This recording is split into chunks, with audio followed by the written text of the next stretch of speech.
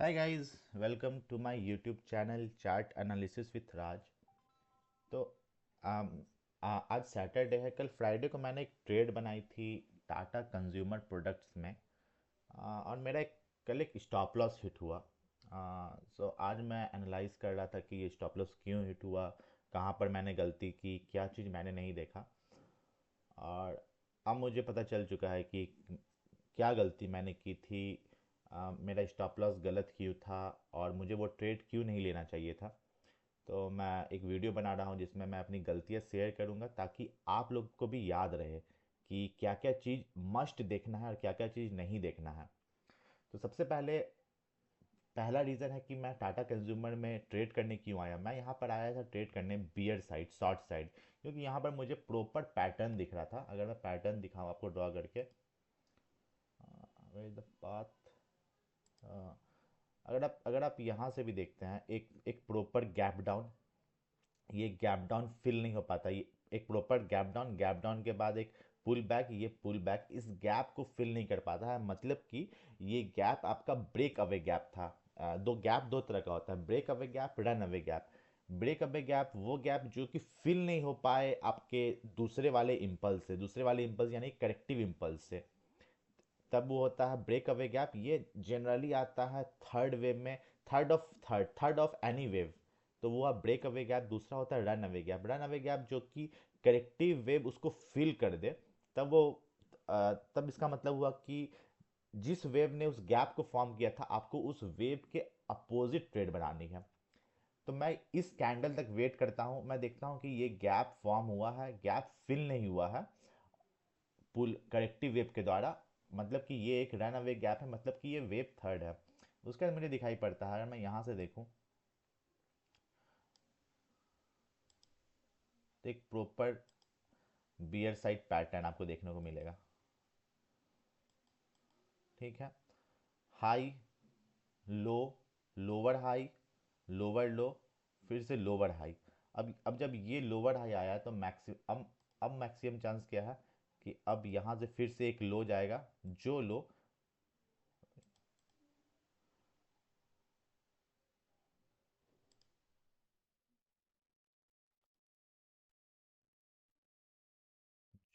जो लो इस लो से नीचे होना चाहिए। ठीक है। यहाँ तक मेरा ट्रेड हो चुका था। मैं वेट कर रहा था कि ये एक करेक्टिव वेव बने और फिर ये इम्पल्स वेव, इस इम्पल्स वेव में मुझे ट्रेड लेना था। तो यहाँ पर मुझे दिखाई पड़ता है एक प्रॉपर इन्वर्टेड हैमर। ये प्रॉपर इन्वर्टेड हैमर नहीं हुआ। हैमर अगर ये हैमर है लेकिन प्रॉपर हैमर नहीं है, क्योंकि अगर इसके विक का साइज कम से कम ट्वाइस होता बॉडी के साइज का, तब ये प्रॉपर हैमर होता है। लेकिन यहाँ पर इसका विक का साइज और बॉडी का साइज लगभग सेम है, तो ये प्रॉपर हैमर नहीं है लेकिन फिर भी हैमर है। और ये आया है एकदम टॉप पे, तो टॉप पे इसका सिग्निफिकेंस वैसे ही बढ़ जाता है, हैमर एट द टॉप। ठीक है। अगर मैं सबसे पहला चीज़ मुझे चेक करना था कि क्या इसमें वॉल्यूम है, तो इसका वॉल्यूम मुझे दिखा मोर देन एवरेज है। ये जो ब्लू लाइन है ये एवरेज का साइन है, ये एवरेज का इंडिकेटर है। और वॉल्यूम, क्लोज वॉल्यूम है मोर देन एवरेज। सो ये कैंडल वैसा कैंडल है जिस पे आप भरोसा कर सकते हैं। ठीक है, वन डे में। अब तो मैंने मार्क कर दिया कि ये कैंडल का हाई बन गया मेरा stop loss for one day. लेकिन वन डे का अब अब अगर मैं इंटर करूंगा तो इस कैंडल के क्लोजिंग पे इंटर करूंगा इस लेवल के आसपास, और इतना ये हो गया मेरा स्टॉप लॉस। तो स्टॉप लॉस बहुत ज़्यादा है, तो मुझे अपना स्टॉप लॉस भी कम करना था और मुझे अपना एंट्री पॉइंट भी सही करना था। इसके लिए मैं आता हूँ। सो यहाँ तक वन डे के टाइम फ्रेम पे मैं कंफर्म हो गया था कि इस कैंडल के फॉर्म होने के बाद मुझे ट्रेड तो लेना था इसमें बियर साइड, क्योंकि सारा कुछ मेरे फेवर में है। मुझे एक डाउन साइड पैटर्न दिखा है, मुझे एक प्रॉपर गैप दिखा है जो गैप फुल नहीं हुआ है, और यहाँ पर एक inverted hammer at the top width volume more than average. तो यहाँ पे मैं कन्विंस था कि अब मुझे टाटा कंज्यूमर में शॉर्ट साइड ट्रेड बनानी है। बस मुझे बस मुझे अब अपने स्टॉप लॉस और अपने एंट्री पॉइंट को सही करना था। इसके लिए मैं अब अपने टाइम फ्रेम को कम करता हूँ, वन डे से घटाकर मैं आता हूँ वन आवर पे। अब मैं आ गया वन आवर पे। तो वन आवर पे एग्जैक्टली इस कैंडल पे मैंने एंट्री बनाई थी। अब मैं अगर अगर अब मैं अगर यहाँ तक इसे ट्रिम कर दूँ, तो फॉर एग्जांपल ये 28 नवंबर का कैंडल है, 28 नवंबर का ये कैंडल है। तो मुझे क्या क्या दिखता है, मुझे दिखता है सबसे पहले सेकेंड,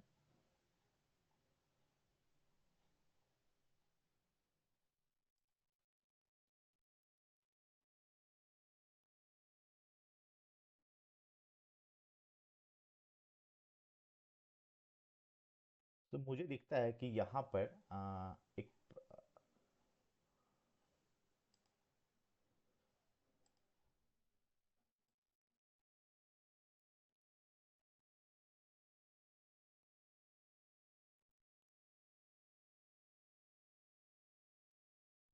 यहाँ पर मुझे दिखा एक एक वेव, और फिर से ये साइडवेज पैटर्न।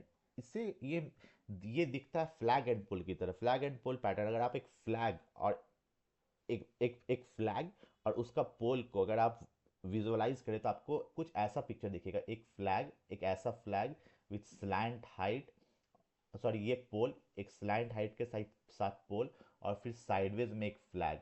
ये वाला पैटर्न को आप देखिए, यहाँ से लेकर के यहाँ तक। तो जब भी तो इसे कहा जाता है कंटिन्यूएशन पैटर्न। जो पैटर्न चला आ रहा है वो कंटिन्यू करेगा या रिवर्स होगा, मैक्सिमम चांस है कि पैटर्न कंटिन्यू करता है।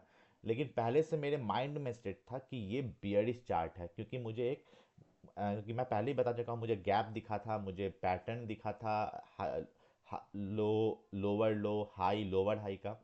तो मैं तो बुल साइड सोच ही नहीं सकता था, बस मुझे शॉर्ट साइड ही सोचना था विथ गुड एंट्री। तो मुझे दिखता है कि यहाँ पर flag and pole pattern form हुआ है, और ये कैंडल ने इस साइडवेज पैटर्न का ब्रेकआउट किया है। तो ब्रेकआउट करने का पहला चीज़ मैंने देखा कि क्या इस कैंडल में वॉल्यूम है, तो वॉल्यूम एग्जैक्टली इस कैंडल का ये वॉल्यूम है ऑलमोस्ट एवरेज। ये ब्लू लाइन एवरेज हो गया, तो एवरेज को टच करता है। तो इफ वॉल्यूम इज एवरेज और above average then it is good. तो मेरा पहला कंडीशन सेटिस्फाई था, मुझे और मोटिवेशन मिला कि अब तो ट्रेड बनता ही बनता है यहाँ पे। ठीक है।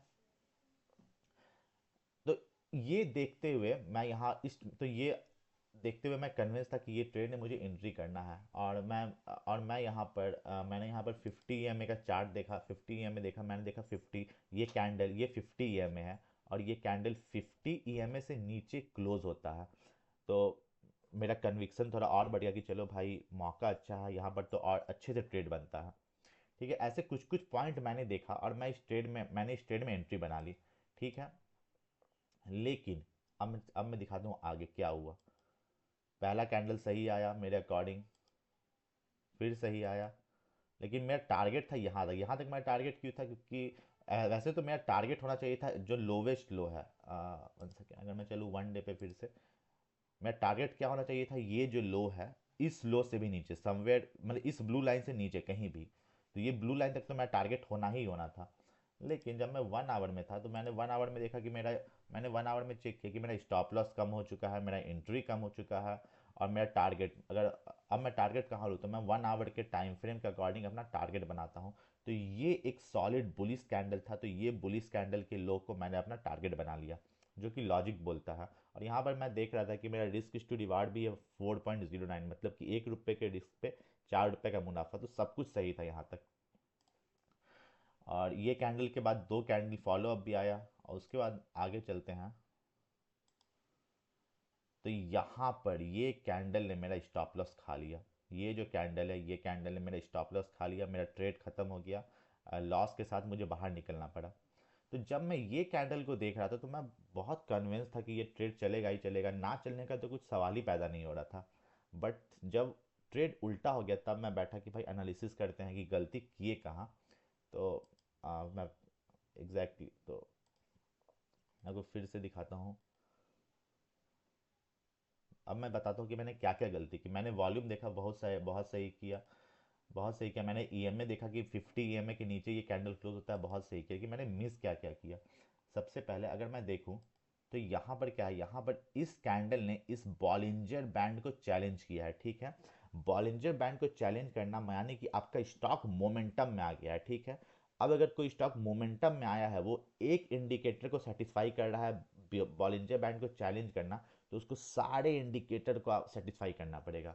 लेकिन मैं सिर्फ ये इंडिकेटर देख के रह गया कि हाँ भाई बॉलिंजर बैंड चैलेंज है, और मिडिल बैंड से ये कैंडल नीचे है, बट मुझे क्या देखना चाहिए था, मुझे देखना चाहिए था DMI. DMI stand for directional movement index, ठीक है।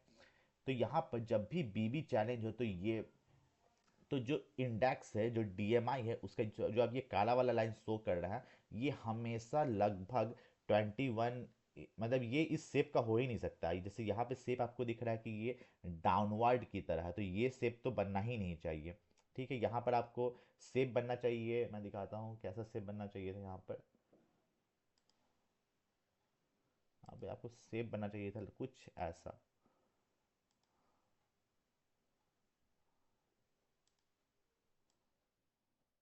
कुछ ऐसा शेप बनना चाहिए था ये। अगर मतलब ये जैसे यहाँ पे आपको ये डीएमआई दिख रहा है डाउन साइड, तो ये ऐसा शेप तो यहाँ पे होना ही नहीं चाहिए था, ये शेप होना चाहिए था ऐसा, आ, मतलब समवेयर अपवर्ड, और मतलब चांद की तरह, चांद की तरह मुड़ के अपवर्ड की तरफ। तो ये मैंने, ये पहला गलती था। दूसरा गलती क्या था, यहाँ पर ये ब्लू और ऑरेंज लाइन जो है, ये दोनों एक दूसरे में कन्वर्ज हो रहा है, ये दूसरा गलत था मेरा। ये दोनों को डाइवर्ज, जैसे कि अगर आप इस पॉइंट पे देखते हैं, एग्जैक्टली इस पॉइंट पे, यहाँ पर ये दोनों जैसे डाइवर्ज हो रहा है, एक दूसरे से दूर भाग रहा है, सेम टू सेम सेम चीज़ यहाँ पे भी होना चाहिए था। तो ये इसका मतलब क्या होगा कि मेरा स्टॉक तो मोमेंटम है, लेकिन बाकी इंडिकेटर जो है वो सपोर्ट नहीं कर रहा है उस मोमेंटम को, क्योंकि पहला तो ये सपोर्ट नहीं किया, दूसरा अ, इस दो लाइन को एक साथ कन्वर्ज हो, एक साथ डाइवर्ज होना चाहिए था, एक दूसरे से दूर भागना चाहिए था, बट ये दोनों कन्वर्ज हो रहा है। तो यहाँ पे 2 पॉइंट चला गया मेरा। उसके बाद डीएमआई हटाओ, फिर मैं देखता हूँ, इसे डिलीट कर देता हूँ। फिर मैंने देखा था एमएससीडी, तो एमएससीडी मेरे फेवर में था, डाउन डाउन टिक है, सही है। उसके बाद मैं देखो स्टॉकेस्टिक, स्टॉकेस्टिक मेरे फेवर में है, ये अपना बैंड के नीचे आ चुका है, बहुत सही है। फिर मैं जब देखा आरएसआई को, तो आरएसआई भी मेरे फेवर में नहीं था। आरएसआई को इस कंडीशन में 20 के नीचे होना चाहिए था, ठीक है। आरएसआई को 20 के नीचे, बॉलिंजर बैंड को 30 के नीचे, तो बॉलिंजर बैंड तो 30 के नीचे था, लेकिन जो आरएसआई है ये 20, इस 20 के नीचे होना चाहिए था आरएसआई को, बट ऐसा है नहीं। मतलब कि 20, मतलब कि आप जो ये बैंड देख रहे हैं, या तो इस बैंड से नीचे हो, मतलब ये अगर ये डाउनसाइड डायरेक्शन में है, तो ये सही है। लेकिन अगर आप स्विंग ट्रेडिंग करते हैं, तो स्विंग ट्रेडिंग में ये सेटअप बहुत अच्छे से काम करेगा, लेकिन अगर आप मोमेंटम ट्रेडिंग करना है, तो मोमेंटम ट्रेडिंग में आरएसआई को मैं मस्ट है कि 40 से नीचे ही क्लोज होना पड़ेगा। तो अगर मैं दिखाऊं, ये सॉरी, ये है आरएसआई।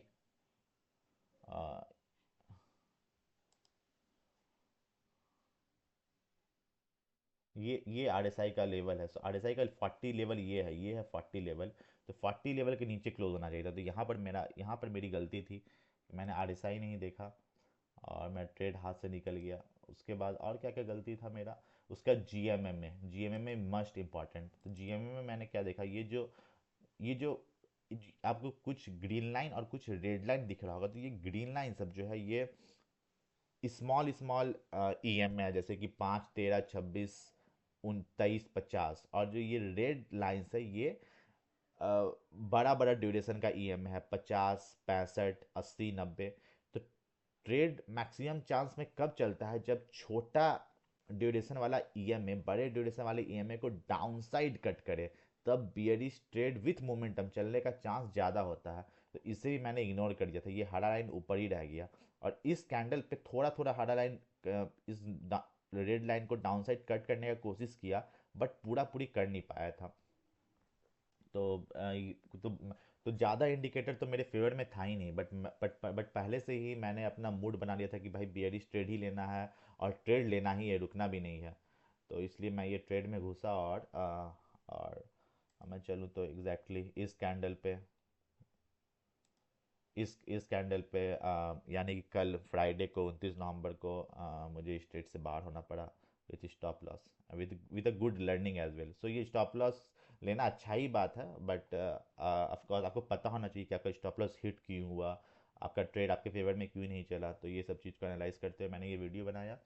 अगर आपको ये नॉलेजेबल लगा हो, तो must share, must subscribe my YouTube channel for getting these videos regularly. तो या guys, thank you, have a great day.